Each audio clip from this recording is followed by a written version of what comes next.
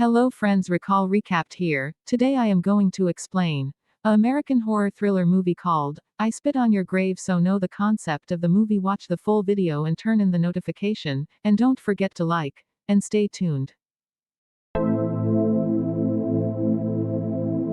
So the film starts while showing a girl. She is a nice novelist. Her name was Jennifer Hills. She used to write nice novels. For this, she wants a silent and peaceful place. It means there is peace everywhere. She will stay there alone and will write novels. That's why she shifts to another place. She rents an old house. Its owner was an old man and it was in a deserted area.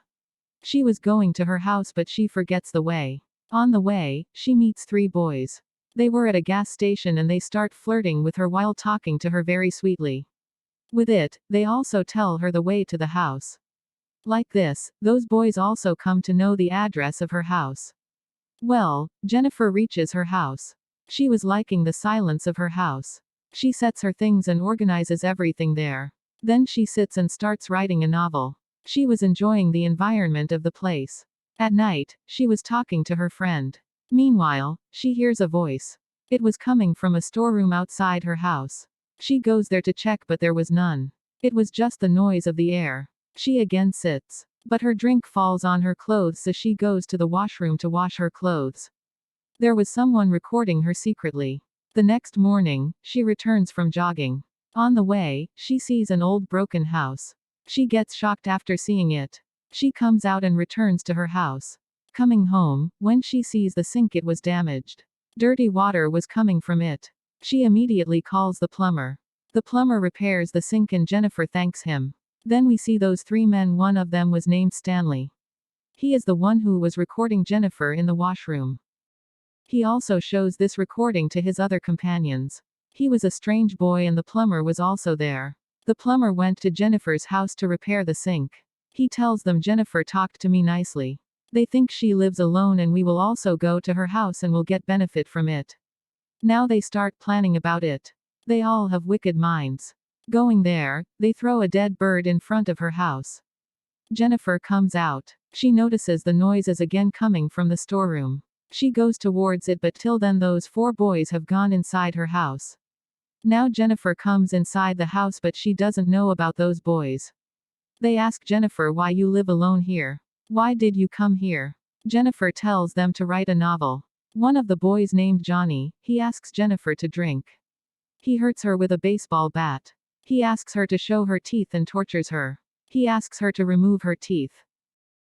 The other three were throwing the matchsticks on her. They were making fun of her. Jennifer immediately runs from there and moves to the forest. She meets a sheriff in the forest. There was a boy with sheriff. Sheriff asks him to go. I will go with Jennifer to her house to see what happened. But here the problem will increase more. Because the sheriff was also included with those boys. The sheriff goes with Jennifer to her house. Going home, he locks the door. He behaves strangely with Jennifer. With it, he calls someone. They were none other than those four people. The plumber behaves badly with Jennifer. He seduces her but even then Jennifer escapes from there. But she was caught again. This time, including sheriff, the other four also do bad things with Jennifer. They all were bad men. Jennifer's condition gets worse. She runs outside. While running, she reaches a bridge. She jumps in the water in front of all. They think maybe she is dead now. They start removing all the evidence. They set all the proof on fire from which they can be caught. They stand there for a long time to search for her, that she is dead or ran away. But they didn't see anything. They see and confirmed that she is dead and we can go from here. They leave from there. The sheriff goes to his house. There we see his wife and his daughter. How wicked man was he? He was shameless. He didn't even think about his daughter.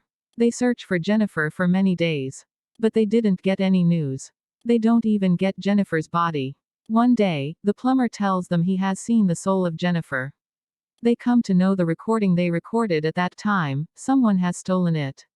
They all become aggressive but now they will go through what they have done. Because tit for tat. When the night appears, someone throws a dead bird towards their house, as they threw towards Jennifer's house. With it, the slipper of Jennifer. On another side, the sheriff finds a tape onto Stanley's name was written. The sheriff comes in anger. He thinks that Stanley has kept this. He goes and stabs the tape in Stanley's mouth. Stanley says, I haven't done all this. You should be worried about the plumber. He has disappeared for many days, maybe he has done this. He will be guilty that he has told us that Jennifer talked to him nicely. That's why it comes to our mind to visit Jennifer's house. Now we should search for the plumber and kill him. Sheriff says okay, then find him. Before this, the sheriff also kills the innocent old man. Jennifer was living on rent in his house. How would he know that where Jennifer is? They have done this so this old man will not tell anybody that Jennifer is missing. Now the question is, they didn't find the plumber, so where was he? He was in the house of Jennifer.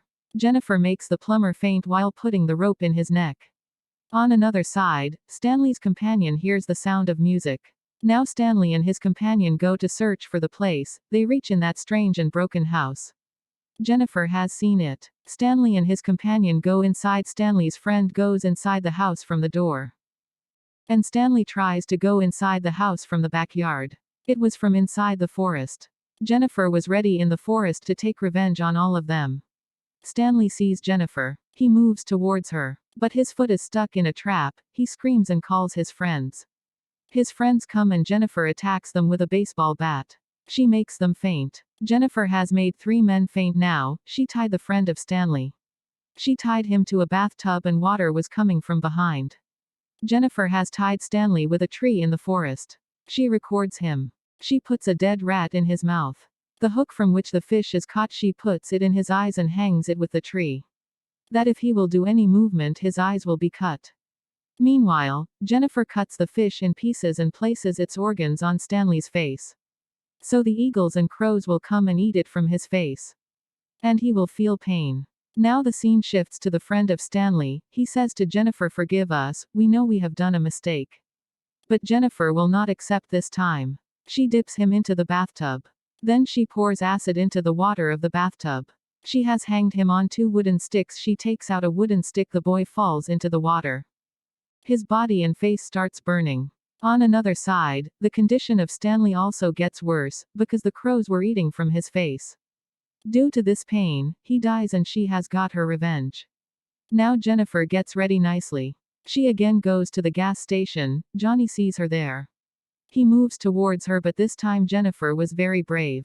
She attacks his head and ties him. At the same place where it happened to her. She does the same with him as it was about to be done with her. Jennifer takes out his all teeth. She also cuts his body parts with an electrical saw and forces him that you will eat them. Jennifer has to take revenge on plumber and sheriff. She has already caught the plumber. Now she goes to sheriff's house. She kidnaps his daughter. When sheriff sits in his car, Jennifer also sits in his car. She attacks and faints him. When sheriff comes to his senses, he sees he is tied on a wooden plank.